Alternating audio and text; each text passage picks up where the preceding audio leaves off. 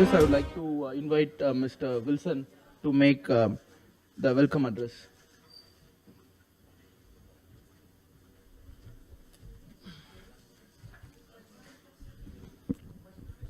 I am asked to give a keynote address. Respected Thiru T.R.B. Raja, Honorable Minister for Industries, Government of Tamil Nadu, Honorable Members of Parliament who are on the dais, my good friends who have come here, Professor Suraj, other professors who have come here, press, media, and my dear friends, a very good evening to one and all. I first of all congratulate Honorable Thiru T.R.B. Raja, Minister for Industries, Government of Tamil Nadu and Secretary of DMK IT Wing, for having organized this conclave on a most pertinent topic as per the directions of our leader, Honorable Chief Minister of Tamil Nadu, Thiru M.K. Stalin. The conclave has brought together the opposition parties in India to perform diagnosis on the state of our country, fragile democracy, and to offer a prognosis for its future. Though the Saffron Party proudly call themselves as democratic government, but we could witness the stifling of the dissent, harassing the opposition, fanning religious hatred, attack the minorities, and adopt divisive political rhetoric which is danger to this country. The failure of BJP government at the center to control the deadly ethnic conflict and violence in Manipur symbolizes attack on secular democracy, sovereignty, equality, social justice, federalism, and plurality of India. This session is to mainly focus our attention on what might be this century's most consequential fight for uprooting the Saffron Party and for establishment of a decent, representative and accountable government through Indian National Developmental Inclusive Alliance called the I.N.D.I.A. Friends, democracy is mankind's best option to form a government. When we speak of origins of democracy, we think of ancient Greeks and writings of Plato. However, there are so many outstanding examples of democratic traditions closer to home. In my home state of Tamil Nadu, there is the ancient city called Uttaramerur, about 90 kilometers from Chennai, where archaeologists found stone inscription depicting a vibrant democratic system of governance. The inscription from around 920 AD in the reign of Pratanka Chola described a written constitution of the village assembly that functioned 1000 years ago. The village was divided into wards. There was qualification and disqualification prescribed for candidates standing for elections. The mode of election, the constitution of committees with elected members, the function of those committees, the power to remove the wrongdoer, etc. were all codified 1000 years ago. The villagers even had the right to recall the elected representatives if they failed in their duty. So we have a tradition of democracy in our society as well. India is in fact the world's largest democracy. Yet today, democracy is facing its greatest threat since independence. It is not an exaggeration to say that we are in a state of undeclared emergency. Every institution is being suppressed and browbeaten by the ruling BJP. From Abraham Lincoln to Nehru, the idea of democracy has always been to vest power with the popular sovereign. But ladies and gentlemen, there is a common misconception that mere democracy is sufficient to run a constitutional government. Democracy is only a tool to elect a government. It is only the doorway for a party to step into the parliament. There is no guarantee that the government elected through democracy will act according to the constitution and safeguard individual liberties and freedom. Take, for example, Hitler. In 1933, Adolf Hitler was elected by a democratic process. So, in that sense, his government was a democratic government, yet he proceeded to commit the worst human rights violations. The lessons from Hitler's rise to power and systemic suppression of institutions of democracy are important for us today, and we must recall it. It began with the old god of the party bringing into the fore a polarizing individual. The old guard believe they can control this individual but are soon sidelined. The followers of this individual glorify the single individual as a savior of the country. The portrayal is that apart from the individual, nobody else cares about the country, and thus this individual cannot be questioned even by the members of his own party. This individual will question the legitimacy of great leaders who came before him and paint them as traitors in order to erase their legacy. This individual will also claim that he has no family and thus his decisions are not for personal gain. This individual will command the unfailing loyalty of the corporates because of the benefits he showers on them. Remember, top corporates of the era like IBM, Volkswagen, even Coca-Cola aided the Nazi party and stood by Hitler. The individual will exert the full force of the government to ensure that the press toes the party line. Press and media who refuse will be hounded by investigative agencies and made to close or sell their business. In 1930s, the Associated Press, one of the largest news agencies today, fired all the Jewish staff to conform to Nazi standards. Then comes the use of police power to browbeat civil society into submissions. One of the main opponents to the right wing are the trade unions. Suppression of labor and trade unions, environmental activists, and any association of persons who oppose the policies of the supreme individual is key. These persons are branded as anti-nationals and enemies of the state. Legislations are enacted to give a particular police agency unlimited power to harass political opponents and non-compliant individuals. This special agency has unlimited powers of search and arrest and can enter anywhere including government offices. The head of the special agency is a policeman handpicked by the supreme individual and is unquestionably loyal. Any judge who questions the ruling party is either removed or transferred or falsely implicated as corrupt. So far, I have described only how Hitler used democracy to ascend to power, then proceeded to destroy Germany's democratic institution under the Weimar Constitution. If the mind of the audience drew any parallels with the ruling party at the center in India, it is because the similarities are striking and they alone are responsible for the same. What the BJP has done successfully for the last 10 years is create a false narrative of protecting the Hindus and being the savior of the nation. They think that was the key to their electoral success.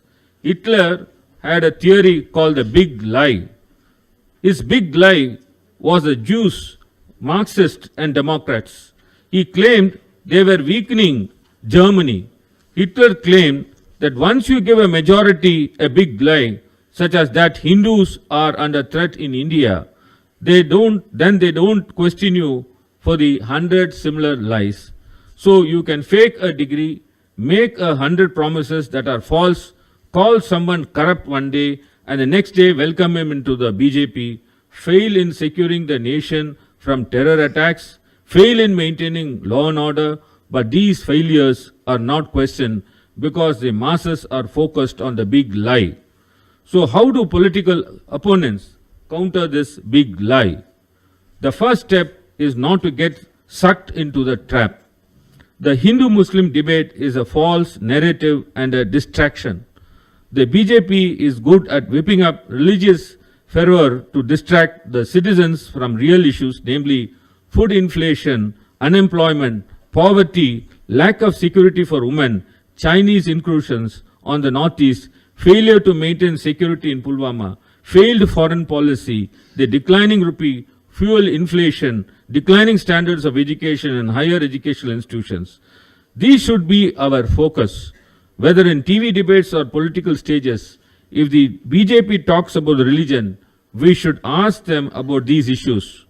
Force the conversation back to these topics. The second important step is to recall and cherish our linguistic and cultural diversity. Right now, the BJP is attempting to destroy India's plurality and make one homogeneous society of our language, one religion, one leader, etc. We need to remind people of our roots and culture and cherish our diverse traditions. One of the fundamental reasons the BJP has not been able to polarize Tamil Nadu is a strong Tamil Dravidian identity that rejects division, and because of a strong leader Thiru M.K. Stalin. The third is social justice. Communalism's biggest enemy is social justice. Discrimination and division are their weapons. We need to unite under the umbrella of social justice. When we can show the people that our intention is to fight for an egalitarian society, irrespective of caste and creed, people will follow. Even today, we have been asking for a caste census. The caste census that was taken in 2015, the union government is yet to reveal the caste census. What is the difficulty for you to reveal the caste census? We appeal to you that if you are not able to do the caste census by yourself, please give the power to the states. We will do it, and we know how to take care of our people. Friends, ask yourselves, the BJP talks of one language, one religion, one leader, etc. But have you ever heard them talk of one caste? Social justice will break the illusion they are attempting to create. That is why they are scared of the name Periyar, Anna, Kalaignar, and now through Mr. M.K. Stalin. The fourth is strengthening our democratic institutions. In 10 years, the BJP has reduced Parliament's majesty. The government is engaged in a wholesale dismantling of democratic institutions, norms and practices. Every day I and other MPs used to go to the Parliament, but we are denied. We used to give 267 notices, but no opportunity is given for us. So that is how the Parliament is functioning. The PM does not answer questions in the House and does not even come to the House. So much was made of the inauguration of the new Parliament building and the Sengol. But when Manipur was burning, the PM did not make a single statement inside the House. The Cholans who wielded the Sengol never shied from taking responsibility for their people. Should India democracy fail, it will affect not only the lives of 133 crore Indians, but also democracy movements around the world. Ladies and gentlemen, one more institution that needs to be protected at all costs are the educational institutions, schools and universities. Only a scientific temper can question the irrationality that the right wing perpetuates and thrives on. Hitler and Goebbels are highly superstitious. In fact, by one report, Hitler always ordered his forces to launch big attacks on Sundays. He regularly consulted oracles. He used his superstitious belief to distract people from facts. If people were aware of the facts, they would question his policies. If we think back to how many people were banging utensils in their balcony instead of questioning the government on COVID efforts, we can understand what a great hold superstition has on a person's mind.